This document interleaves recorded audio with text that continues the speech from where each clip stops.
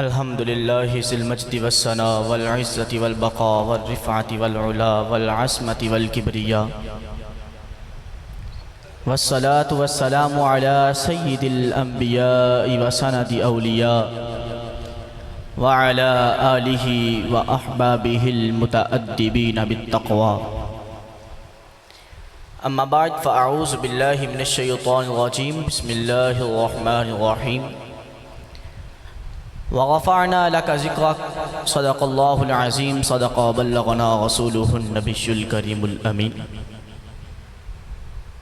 یا سیدی یا مرشدی ارحم لنا ارحم لنا، یا مصطفیٰ یا مجتبی ارحم لنا ارحم لنا. ان نلت یا ریح الصبا یوما الى ارض الحرم، بلغ سلامی روزة فیہا النبی المحترم. من وجهه شمس الضحى، من خده بدر الدجى، من ذاته نور الهدى، من كفه بحر الهمم. اکبادنا مجروحة من سیف ہجر المصطفى، طوبى لأہل بلدة فيها النبی المحتشم. یا لیتنی کنت کمن یتبع نبیا عالما، یوما ولیلا دائما وارزق کذالی بالکرم. یا رحمتا للعالمین انت شفیع المذنبین، اکرم لنا یوم الحزین فضلا وجودا والکرم. یا رحمتا للعالمین ادرک لزین العابدین، محبوس ایدی الظالمین فی الموکب والمزدحم. ان نلت یا ریح الصبا یوما الى ارض الحرم. اللہ جل جلالہ وعم نوالہ وعظم شانہ کی حمد و ثنا اور حضور پر نور شافی یوم النشور، فلک نبوت کے آفتاب، حسن یوسف کے شباب، مطلوب رب الارض والسماوات، روح و جان کائنات، زیور ایوب یونس، باعث شرف روح القدس، صاحب صدیق و عتیق، قلزم عرفان عمیق، رحمت یزداں، مخدوم سجدہ گاہ قدسیاں، نور العین جد الحسن والحسین، فداہ روحی ومالی وعرضی وجدی وابی. رحمت عالم صلی اللہ علیہ وآلہ وسلم کی بارگاہ ناز میں ہدیہ نیاز پیش کرنے کے بعد میرے واجب الاحترام السلام علیکم. سامعین ذی احتشام، آج میں آپ کے سامنے مقام مصطفیٰ کے حوالے سے تھوڑی گفتگو کروں گا.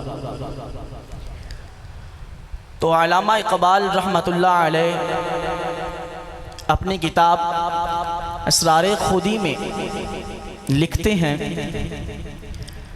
عاشقی اموز و محبوبی طلب، عاشقی اموز و محبوبی طلب، چشم نوحی قلب ایوبی طلب. عاشقی اموز و محبوبی طلب فرماتے ہیں کہ عاشقی سیکھ لے، محبت کرنا سیکھ اور اپنے محبوب کو طلب کر. حضرت نوح علیہ السلام والی آنکھ، حضرت ایوب صابر علیہ السلام والا دل ڈھونڈ. اور آگے فرماتے ہیں: کیمیا پیدا کن از مشت گلی، بو سزن بر آستان کاملی. کہ مشت گلی کہتے ہیں انسان کو، ایک مٹی کی موٹ. کہتے ہیں انسان یعنی اپنے آپ میں سے سونا پیدا کر اور کسی کامل آستان پر جا کر بوسہ لے اور محبوب کی طلب میں لگ جا. آگے فرماتے ہیں کہ شمع خود را ہم جرومی برفروز، روم را در آتش تبریز سوز. پھر فرماتے ہیں: ہست معشوقی نہا اندر دلت، چشم گرداری بیا بنمایمت. فرماتے ہیں کہ جو محبوب ہے وہ تیرے دل کے اندر ہے.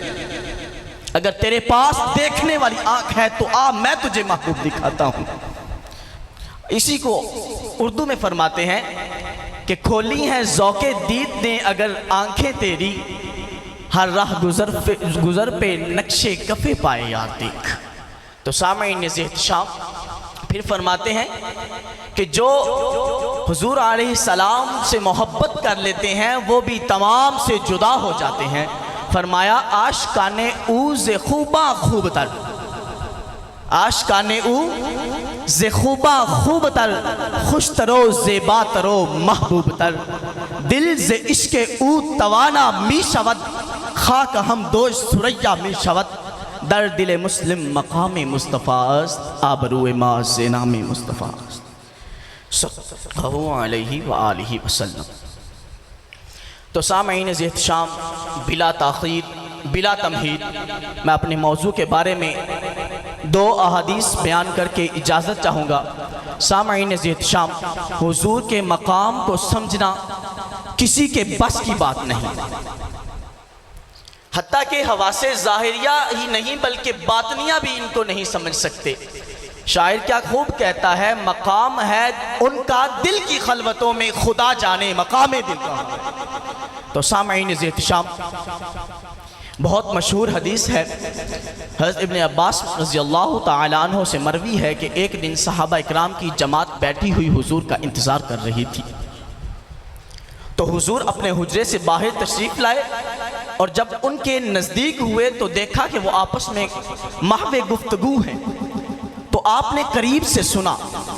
ایک کہہ رہا تھا کہ کتنی تعجب کی بات ہے کہ اللہ تعالیٰ نے اپنی مخلوق میں سے ابراہیم کو اپنا خلیل بنا لیا ہے۔ تو دوسرے نے کہا اس سے یہ زیادہ تعجب کی بات نہیں کہ اللہ نے موسیٰ علیہ السلام سے کلام فرما لیا ہے۔ تو تیسرے نے کہا کہ عیسیٰ اللہ نے ان کو اپنی روح اور اپنا کلمہ قرار دیا ہے۔ تو چوتھے نے کہا کہ آدم علیہ السلام کو اللہ تعالیٰ نے صفی اللہ یعنی چن لیا ہے، اپنا برگزیدہ بندہ بنا دیا۔ تو تب حضور علیہ السلام ان صحابہ اکرام کے سامنے تشریف لائے، سلام پیش کیا اور فرمایا قد سمعت کلامکم وعجبکم ان ابراہیم خلیل اللہ وہو کذالک وموسیٰ نجی اللہ وہو کذالک وعیسیٰ روحہ وکلمتہ وہو کذالک وآدم مصطفیٰ اللہ وہو کذالک الا وانا حبیب اللہ ولا فخر، انا حامل لواء الحمد یوم القیامت ولا فخر، انا اول شافع و اول مشفع یوم القیامت ولا فخر، انا اول من يحرك حلق الجنت فيفتح الله لي فيدخلنيها ومعي فقراء المؤمنين ولا فخر، وانا اول من يفتح له باب الجنت ولا فخر، وانا اکرم الاولین والآخرین ولا فخر۔ فرمایا کہ میں نے تمہاری باتوں کو سنا، تمہارے تعجب کرنے کو بھی سنا، بے شک ایسا ہی ہے کہ ابراہیم خلیل اللہ ہیں، موسیٰ نجی اللہ ہیں، عیسیٰ روح اللہ ہیں، ابراہیم خلیل اللہ ہیں، آدم صفی اللہ ہیں، مگر یہ بات یاد رکھو کہ انا حبیب اللہ، میں اللہ تعالیٰ کا حبیب ہوں، اس بات پر فخر نہیں کرتا۔ میں قیامت کے دن تمام لوگوں کی شفاعت کروں گا اور میری ہی شفاعت قبول کی جائے گی، اس بات پر بھی فخر نہیں کرتا، اور سب سے پہلے میں جنت کا دروازہ کھٹکھٹاؤں گا، اللہ میرے لیے اس جنت کے دروازے کو کھولے گا اور مجھے اس میں داخل فرما دے گا، اور میرے ساتھ مومنین فقراء کی ایک جماعت ہوگی، اس بات پر بھی فخر نہیں کرتا۔ اور فرمایا میں سب سے زیادہ معزز ہوں، اولین میں بھی اور آخرین میں بھی، اور اس بات پر بھی فخر نہیں کرتا۔ سامعین ذی احتشام، حضور کا مقام اس سے زیادہ کیا ہو سکتا ہے کہ اللہ تعالیٰ نے فرمایا کہ اگر حضور نہ ہوتے تو میں کائنات کو پیدا نہ کرتا، اگر حضور نہ ہوتے تو میں اپنا رب ہونا ظاہر نہ کرتا، بلکہ حدیث قدسی ہے کہ کائنات کو پیدا کیا تو کیوں کیا؟ فرمایا خلقت الخلق لأعرفهم کرامتک ومنزلتک عندی لولاک لما خلقت الدنیا، کہ میں نے یہ دنیا کو بنایا، نظام عالم کو قائم کیا، کس لیے؟ کہ تاکہ میں ان کو آپ کی پہچان کروا دوں، آپ کی قدر بتا دوں، آپ کے منزلے کو بتا دوں۔ فرمایا اگر آپ نہ ہوتے تو میں اس دنیا کو بھی پیدا نہ کرتا۔ تو علامہ اقبال کیا خوب کہتے ہیں کہ یہ جو تمام نظام عالم ہے، جو چل رہا ہے اور جو چل چکا ہے، جو بھی ہو رہا ہے، یہ حضور صلی اللہ علیہ وآلہ وسلم کے طفیل اور حضور صلی اللہ علیہ وسلم کے نور کے تصدق سے ہو رہا ہے۔ فرمایا ہر کجا بینی جہان رنگ و بو، آنکھ از خاکش برویت آریو، یا زنور مصطفیٰ اورا بہاست، یا ہنوز اندر تلاش مصطفیٰ است۔ تو سامعین شام، حضور کے مقام کو بیان کرنا کسی کے بس کے بات نہیں۔ آخر میں یہی کہوں گا کہ واعظ حدیث سایہ توبہ فروگزار کہ اینجا سخن ز سروے روان محمد است غالب ثنائے خواجہ بایزداں گزاشتے کہ آن ذات پاک مرتبہ دان محمد است و آخر دعوایا